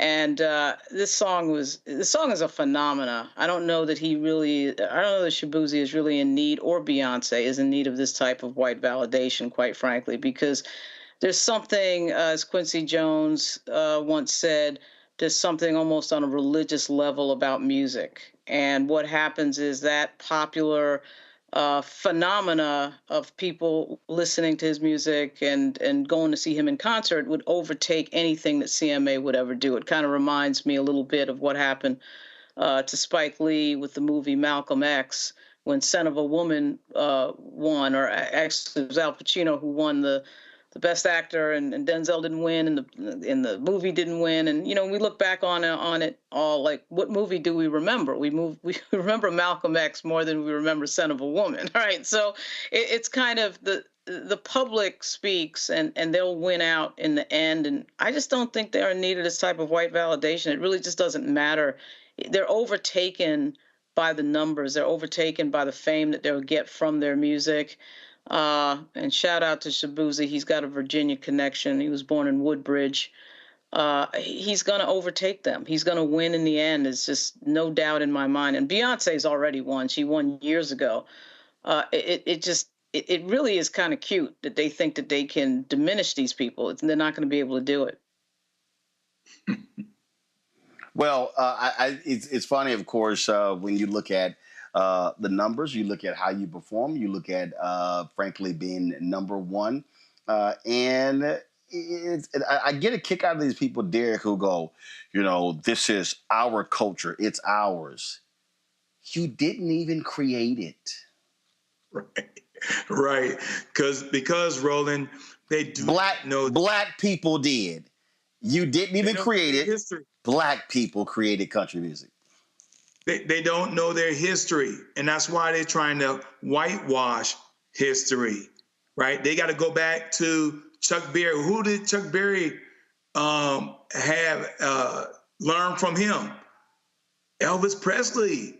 Ask Elvis Presley who he learned from, right? And so B.B. King, right? We create everything, Roland, and that's why they're so envy and jealous of us. I don't care if it's country music, sports, like football or tennis, anything we get involved in, they cannot compete. And so the little piece that they try to control, this is a perfect example. They try to control it. And so, yeah, I agree with Lauren and Joy.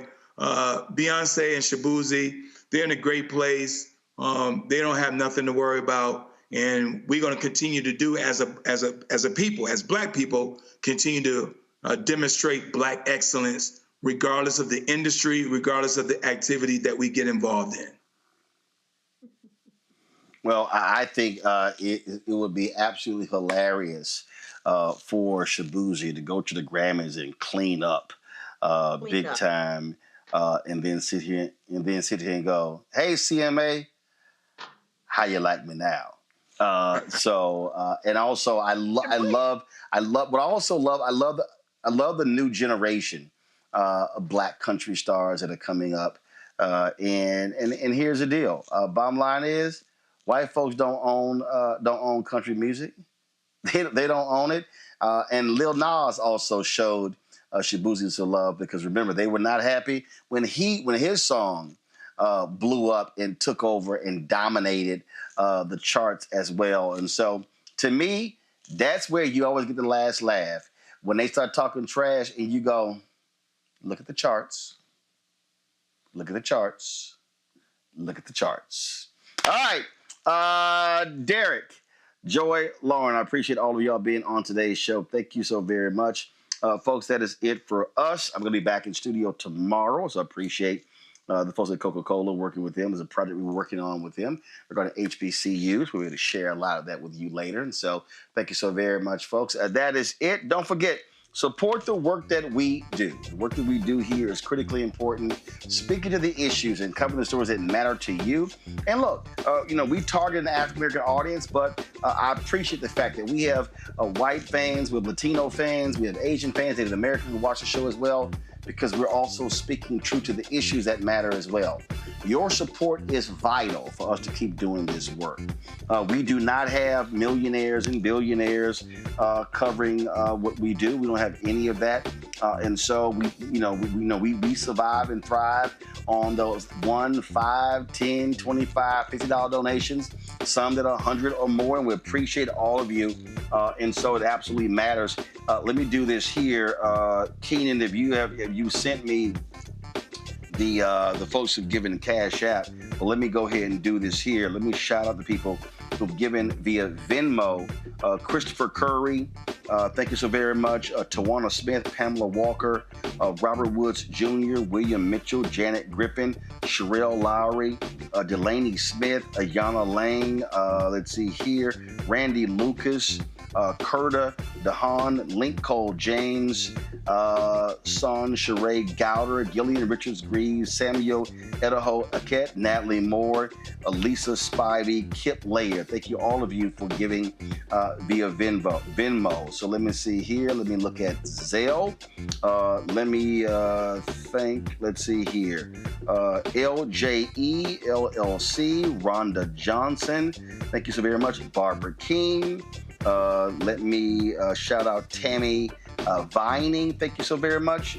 Bradrick Bennett, I appreciate it. Let's see. Robin Fames, thank you so very much as well. Let me see here. Eunice Malath, thanks a lot. Samantha May Piggy, thank you so very much. Troy Balance, Lisa D. Tibbs, thank you so very much. And give me 1 second. Let's see here. Give me 1 second. I'm going to also thank L. Carson, Henry Garrett. Thank you so very much as well. Thank you for all of you for contributing, doing the show. We appreciate all of you for supporting the work that we do. All right, folks, if you want to give via Cash App, use the QR code from Stripe, okay? This is the easiest way. I know it's a pain. It's not as easy how it used to be. Cash App changed all of their rules. They got rid of all of our accounts because they changed their rules. And so if you want to give Cash App, this is the best way to do so. So use that QR code to do Stripe. Send your checking money order to P.O. Box 57196, Washington, D.C. 20037-0196. PayPal is R Martin Unfiltered. Venmo is RM Unfiltered. Zelle, Roland@RolandSMartin.com. Roland@RolandMartinUnfiltered.com. Also, be sure to support us by downloading the Black Star Network app. iPhone, Apple, first of all, Apple phone, Android phone, Apple TV, Android TV, Roku, Amazon Fire TV, Xbox One, Samsung Smart TV. Be sure to get a copy of my book, White Fear, How the Browning of America is Making White Folks Lose Their Minds, available at bookstores nationwide. Also, of course, you can support us by downloading the Audible version. I read it, so you can get that on Audible as well. Don't forget also, folks, we want you to download Fanbase, invest in Fanbase. If you go to startengine.com/Fanbase to get more information. The goal, of course, is to move the $17 million raise to be able to build this social media app and build it up. It is a Black-owned social media app founded by Isaac Hayes III. And so please do that as well. All right, folks, that's it. I'll see you tomorrow. Y'all take care. Holla!